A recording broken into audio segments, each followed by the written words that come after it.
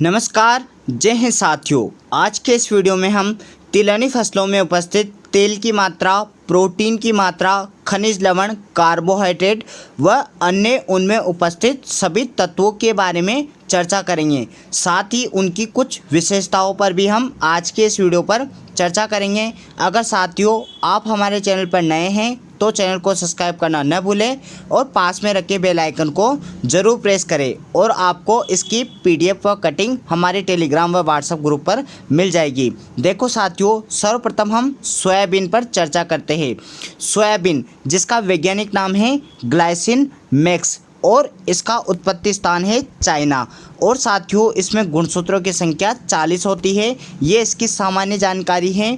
देखो इसमें प्रोटीन की प्रतिशत मात्रा 40 से 42% उपस्थित होती है, जो सबसे ज़्यादा इसी में उपस्थित होती है तिलहनी फसलों में। ठीक है साथियों, और देखो इसमें तेल की मात्रा कितनी पाई जाती है, तो इसमें 20% तेल की मात्रा पाई जाती है।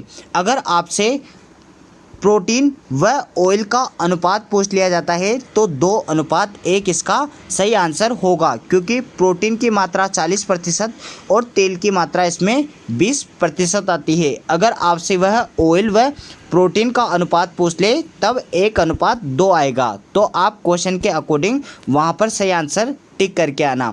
अब साथियों इसमें कार्बोहाइड्रेट की प्रतिशत मात्रा लगभग 30 से 40% पाई जाती है।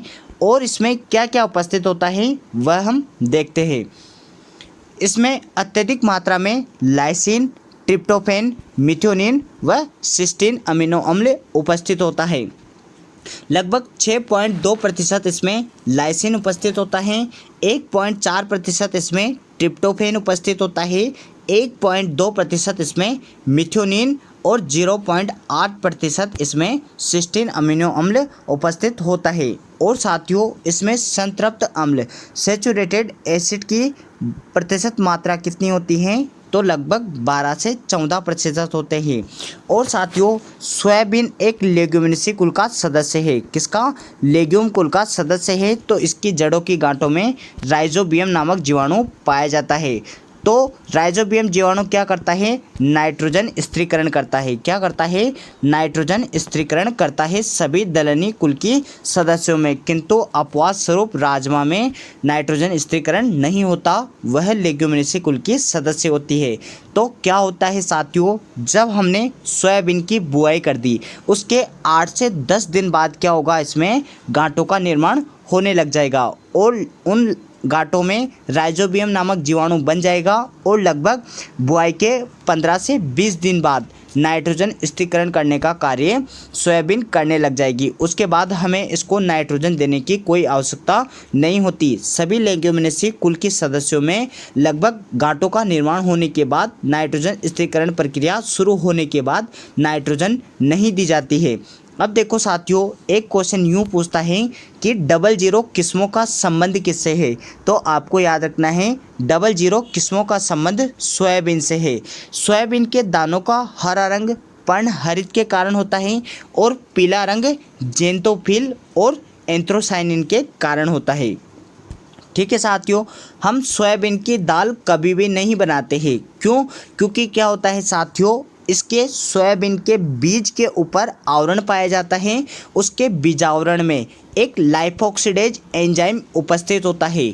यह मानव की पाचनशीलता को प्रभावित करता है, इसलिए सोयाबीन के दाल का उपयोग कभी भी नहीं किया जाता है। इसके तेल का उपयोग हम खाने के तेल के रूप में करते हैं। और साथियों सोयाबीन से क्या क्या कंटेंट या कंपोनेंट बन सकते हैं। 1 किलो सोयाबीन से आप लगभग 6 से 7 लीटर सोया मिल्क बना सकते हैं।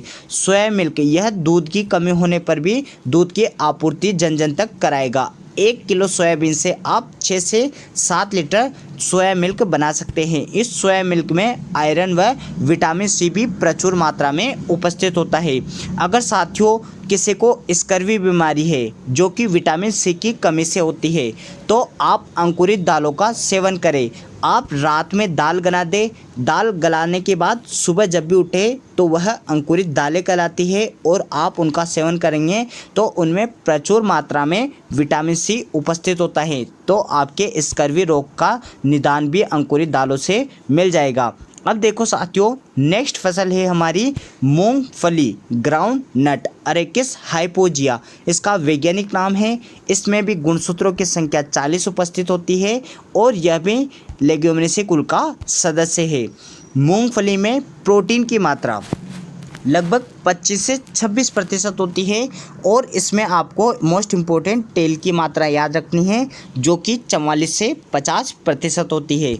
और इसमें अन्य तत्व जैसे कार्बोहाइड्रेट, फास्फोरस व आयरन लगभग 10% उपस्थित होता है और इसमें अन्य जैसे थायमिन, राइबोफ्लेविन व लिनोलीन अम्ल भी इसमें उपस्थित होता है। और साथियों, एक मोस्ट इम्पोर्टेंट क्वेश्चन जो हमेशा पूछता है, इसकी खली में 7.29% क्या उपस्थित होती है? नाइट्रोजन उपस्थित होती है। और इसकी खली में एक रसायन पाया जाता है जिसका नाम है आर्डिन।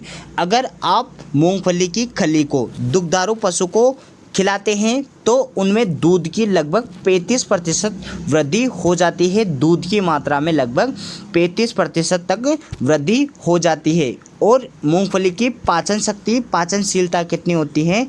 लगभग 83% इसमें पाचनशीलता या डाइजेस्टिबिलिटी उपस्थित होती है। जबकि सोयाबीन में क्या होता है? लाइफोक्सिडेज एंजाइम उपस्थित होता है तो उसकी दाल नहीं बनाई जाती है और वह पाचनशीलता को प्रभावित करता है। ये भी आप अवश्य याद रखें। मूंगफली के पुष्प प्रातः 6 से 8 बजे के अंतर्गत खुलते हैं और इनमें परागण वगैरह की क्रिया होती है। यह एक स्वपरागण, इसमें स्वपरागण होता है सभी लेग्यूमिनेसी कुल के सदस्यों में या सभी C3 पादपों में स्वपरागित होते हैं। ये भी आप अवश्य याद रखें। अब देखो, इनमें निषेचन में कितना दिन लगता है? तो साथियों, इनमें निषेचन में लगभग 10 से 15 दिन लगता है। और मोस्ट इम्पोर्टेंट क्वेश्चन जो हमेशा पूछा जाता है, मूंगफली में पेगिंग अवस्था कितने दिनों के बाद आती है? तो आप अवश्य याद रखिए 55 दिनों के बाद इसमें पेगिंग अवस्था आती है। सिंचाई की क्रांतिक अवस्था भी पेगिंग अवस्था है। जब इनमें पेग बनने लग जाते हैं वही इसकी पेगिंग अवस्था होती है। और इसमें एक टर्म आप याद रखना, जियोट्रोपिज्म किस में पाया जाता है?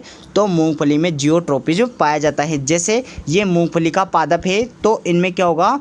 फली तो यहाँ पर बनेगी, यह फली धरती की ओर चली जाएगी। इसे ही क्या कहते हैं? हम जियोट्रोपिज्म कहते हैं। तो ये चीज़ आप अवश्य याद रखें। अब देखो साथियों, नेक्स्ट हमारी फसल है सरसों, मस्टर्ड।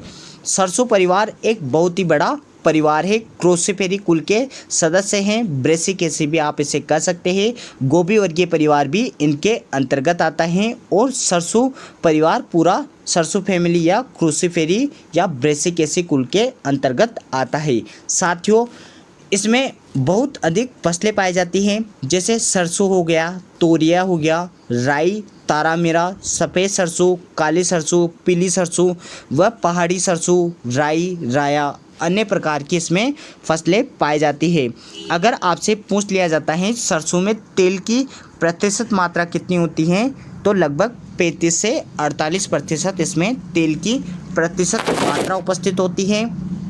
तोरैया में 33 से 46%, राई में 30 से 38%, जिसे हम कहते हैं तारामीरा। तारामीरा को हम रॉकेट क्रॉप या इरुका सेटाइवा इसका वैज्ञानिक नाम है। मोस्ट इम्पोर्टेंट है, याद रखना 35% तेल की मात्रा उपस्थित होती है। सफ़ेद सरसों में लगभग 27% तेल की मात्रा उपस्थित होती है। अगर आपको ओवरऑल यूँ पूछ लिया जाता है कि सरसों में तेल की प्रतिशत मात्रा कितनी होती है तो लगभग 33% इसमें एवरेज तेल की मात्रा पाई जाती है। ठीक है साथियों, अब इसमें कौन कौन से रसायन उपस्थित होते हैं? देखो, सरसों में सिनीग्रीन, आइसोथायोसाइनेट, ग्लूकोसाइनोट और इरुसिक अम्ल इसमें उपस्थित होता है। इनके क्या कार्य हैं? यह किसके उत्पाद है? सिनीग्रीन एक सल्फर युक्त एल्किलोइड है साथियों, जो पौधे में पाया जाता है और पौधे में तीक्ष्ण गंध व तीव्र गंध का कारण भी सिनीग्रीन है। अगर आपसे पूछ लिया जाता है कि सरसों में तीव्र गंध का कारण क्या है तो वह सिनीग्रीन है। और इसमें सल्फर युक्त एक और रसायन पाया जाता है जिसका नाम है आइसोथायोसाइनेट। यह पत्तियों व बीज में उपस्थित होता है, जो इसके पत्तियों व बीज के तीखेपन के लिए उत्तरदायी रसायन है। अगर आपसे पूछ लिया जाता है कि पत्तियों व बीज के तीखेपन के लिए उत्तरदायी रसायन कौन सा है? तो आइसोथायोसाइनेट, यह एक सल्फर का उत्पाद है। और साथियों एक बात अवश्य याद रखना, सभी तिलहनी फसलों में सल्फर का उर्वरक के रूप में प्रयोग करने पर उनकी तेल की मात्रा में वृद्धि होती है। अब नेक्स्ट रसायन जो इसमें पाया जाता है वह है ग्लूकोसाइनोलेट। यह एक विषैला व कड़वा है जो सरसों की खली में उपस्थित होता है। अगर इसको जानवर खा लेते हैं तो जानवरों में गोइटर घिंगा रोग हो जाता है। अगर इसकी 0.5% से अधिक मात्रा जानवर खाते हैं तभी यह गोइटर या घिंगा रोग होता है। अगर मानव में पूछ लिया जाता है कि गोइटर या घिंगा रोग किसके कारण होता है तो वह आयोडीन की कमी के कारण होता है। ये भी आप ध्यान रखना, मानव में किसकी कमी से होता है? आयोडीन की कमी से। और पशुओं को अगर आप खली में उपस्थित ग्लूकोसाइनेट की अधिक मात्रा होती है तो उनको भी गोइटर या घिंगा रोग हो जाएगा। अब देखो साथियों नेक्स्ट इसमें पाया जाता है इरुसिक अम्ल। लगभग 37 से 57% उपस्थित होता है और यह एक तेल में उपस्थित अवयव है। इसका उपयोग क्या है साथियों? तो आपने सुना होगा कि सरसों का तेल लगाना चाहिए, क्योंकि सरसों का तेल लगाने से क्या होता है? चर्म रोग दूर हो जाते हैं। तो इसमें उपस्थित इरुसिक अम्ल के कारण ही यह चर्म रोग का निदान करता है। और इसका दुष्प्रभाव क्या क्या है? तो साथियों इस अम्ल के कारण हृदय रोग भी हो सकता है। हृदय रोग इसका एक दुष्प्रभाव है। और तेल का पीला रंग किसके कारण होता है? तो मोस्ट इम्पोर्टेंट आप अवश्य याद रखें, सरसों के तेल का पीला रंग किसके कारण होता है? एलिल आइसोथायोसाइनेट के कारण होता है। यह एक केराटिनोइड उत्पाद है। आप याद रखना, एलिल आइसोथायोसाइनेट। ठीक है साथियों, इसके कारण सरसों का तेल का पीला रंग होता है। और साथियों सरसों का तेल खराब होने से कौन बचाता है? तो इसमें एक उपस्थित रसायन होता है टोकोफिरोन, जो इसके तेल को खराब होने से बचाता है। यह सरसों से संबंधित जो महत्वपूर्ण तथ्य थे वह हमने यहाँ देख लिए है। अब हमारी नेक्स्ट तिलहनी फसल है सूरजमुखी, सनफ्लावर। ठीक है साथियों, सूरजमुखी का मुख हमेशा सूरज की ओर होता है क्योंकि उसकी ऑक्सीजन की सांद्रता के कारण। ये भी आप अवश्य याद रखें साथियों। ठीक है, सूरजमुखी कंपोजिटी कुल की सदस्य है और इसमें ऑयल की प्रतिशत मात्रा कितनी होती है? तो इसमें 45 से 50% इसमें तेल की उपस्थित मात्रा होती है। हेलियंथस एनम सूरजमुखी का वैज्ञानिक नाम है। ये भी आप अवश्य याद रखें। देखो इसकी तेल की मात्रा आपको अवश्य याद रखनी है 45 से 50%। कभी आपको यह 48 से 55% भी देखने को मिलेगा साथियों। ठीक है, किंतु हमारे भारत में कितनी होती है? इसमें 35 से 43% भारत में सूरजमुखी में तेल की मात्रा उपस्थित होती है। अब देखो इसमें प्रोटीन, तो इसमें लगभग 18 से 20% प्रोटीन उपस्थित होता है और इसकी खली में लगभग 40 से 45% प्रोटीन उपस्थित होता है। साथियों अगर एक बार क्वेश्चन आया जेट में कि हृदय रोगियों के लिए सबसे अच्छा तेल कौन सा माना जाता है, तो सबसे अच्छा तेल कुसुम को माना जाता है। अगर कुसुम ऑप्शन में नहीं होने पर आपको सूरजमुखी टिक करके आना है। सबसे अच्छा तेल हृदय रोगियों के लिए कुसुम का माना जाता है और द्वितीय नंबर पर है सूरजमुखी। ये भी आप अवश्य याद रखना, पूछा गया क्वेश्चन है साथियों। अब इसके नेक्स्ट है प्रोटीन की मात्रा हो गई। इसमें असंतृप्त वसीय अम्ल पुफा मतलब पॉली अनसेचुरेटेड फैटी एसिड की प्रतिशत मात्रा कितनी होती है? कौन से अम्ल उपस्थित होते हैं? देखो मैंने अभी आपको बताया कुसुम को आपको टिक करके आना है। सबसे ज़्यादा पुफा असंतृप्त वसीय अम्ल कुसुम में उपस्थित होता है और द्वितीय नंबर पर सूरजमुखी के अंतर्गत उपस्थित होता है। सूरजमुखी में लिनोलिक अम्ल की प्रतिशत मात्रा लगभग 64% या एवरेज 68 से 70% पाई जाती है और इसमें ओलिक अम्ल भी उपस्थित होता है।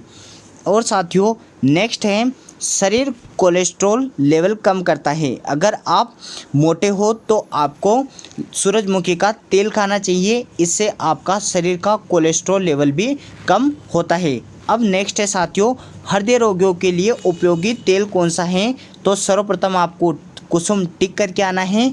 कुसुम ऑप्शन पर नहीं होने पर सूरजमुखी आपको टिक करके आना है। सूरजमुखी PWP परमानेंट विल्टिंग पॉइंट अर्थात अस्थायी म्लानी बिंदु का भी सूचक पौधा है। यह बोरोन की मृदा में कमी होने पर भी बोरोन का सूचक पौधा भी सूरजमुखी को माना गया है। यह भी बहुत मोस्ट इम्पोर्टेंट क्वेश्चन है।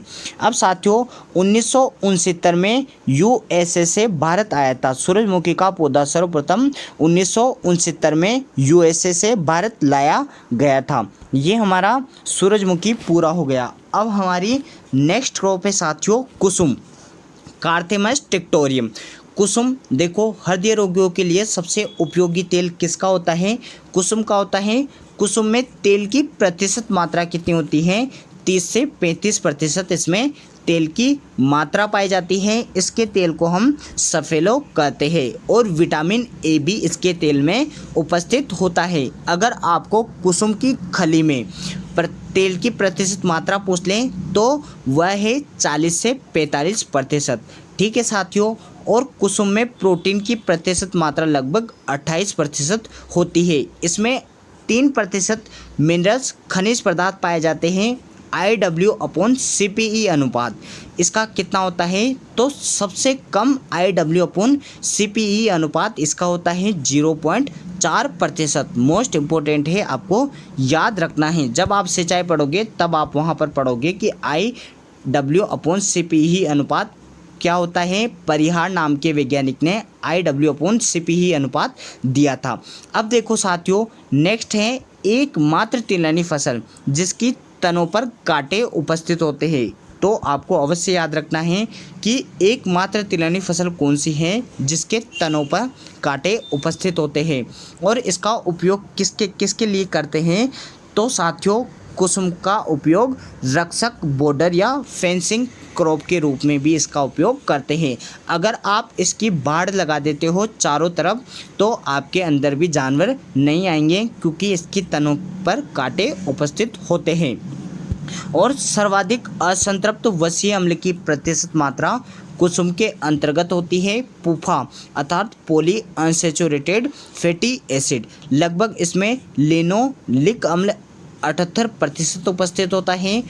हृदय रोगियों के लिए सबसे ज़्यादा उपयोगी तेल कुसुम का तेल है। सेकंड नंबर पर सूरजमुखी का तेल माना गया है। कार्थेमिन या कार्बेमिन नामक रसायन उपस्थित होता है। इसके कारण इसका उपयोग डाई उद्योग अर्थात रंजक उद्योग में भी इसका उपयोग किया जाता है। इसका वैज्ञानिक नाम कार्थेमस टिक्टोरियम है। तो आप वहां से याद रखना कार्थेमिन नामक रसायन के कारण इसका उपयोग डाई के रूप में भी किया जाता है। रोगन पदार्थ उपस्थित होता है जो लेदर चमड़ा उद्योग में भी काम आता है। अब हमारी नेक्स्ट फसल है तिल, सिसेमम इंडिकम पेडालिएसी इसका कुल है। मोस्ट इम्पोर्टेंट परीक्षा में पूछा गया है कि तिल का कुल कौन है? तो पेडालिएसी। क्या है? पेडालिएसी इसका कुल है साथियों। परीक्षा में भी पूछा गया क्वेश्चन है। और देखो इसमें तेल की प्रतिशत मात्रा कितनी होती है?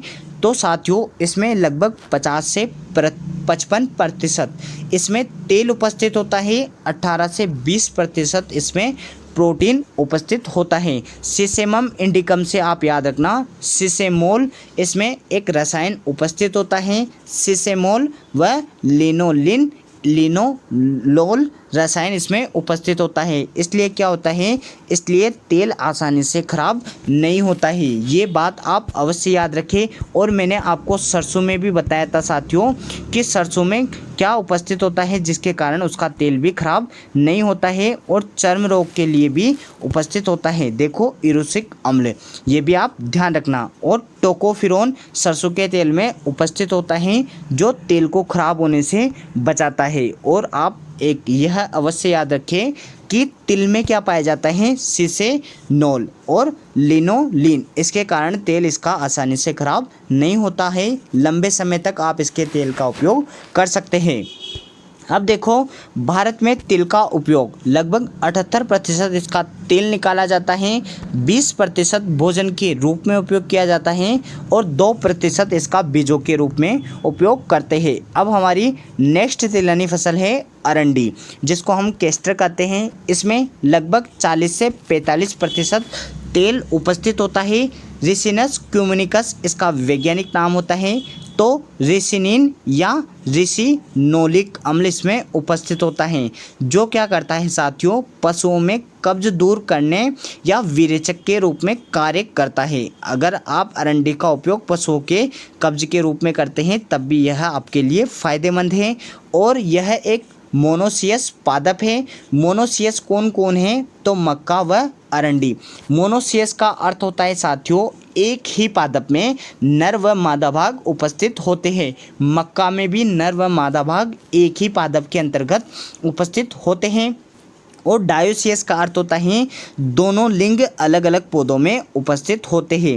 रेशम कीट का उद्योग, सेरीकल्चर का उद्योग भी किस पर किया जाता है, अरंडी पर किया जाता है। तो यह बात भी आप अवश्य याद रखें। आशा करते हैं साथियों आपको सभी तिलहनी फसलें समझ में आ गई होगी। एक साथ में आपके सबके तेल की प्रतिशत मात्रा, प्रोटीन व अन्य उनमें उपस्थित सभी पोषक तत्व भी यहाँ पर आपको क्लियर हो गए होंगे।